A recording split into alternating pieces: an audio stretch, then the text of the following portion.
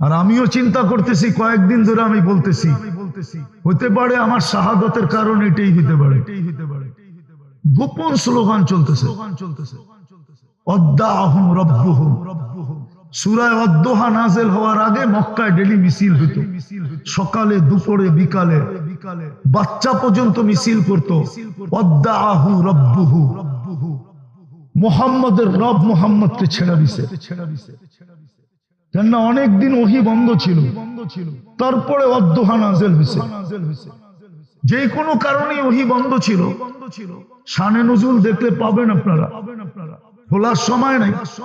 তো মক্কার কাফেররা মিছিল করতো, অদ্দাহুম রব্বুহুম, অদ্দাহু রব্বুহু, মুহাম্মদের রব মুহাম্মদকে ছেড়ে দিছে। নাইলে কবি তো বললো আমাদেরকে বলবো, এখন পর্যন্ত তো মুখ খুলতেছে না, ওহী মনে হয় আসতেছে না, রব মনে হয় নারাজ হয়ে গেছে, আমরা জিতা গেলাম। তারপরে অদ্দোহা আসছে, অদ্দোহা, অদ্দোহা তারপরে আসছে ওয়াল্লাইলি ইযা সাজা।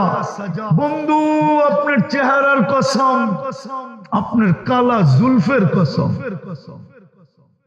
কালো চুলের কসম, মা ওয়াদ্দাআকা রাব্বুকা ওয়া মা ক্বালা।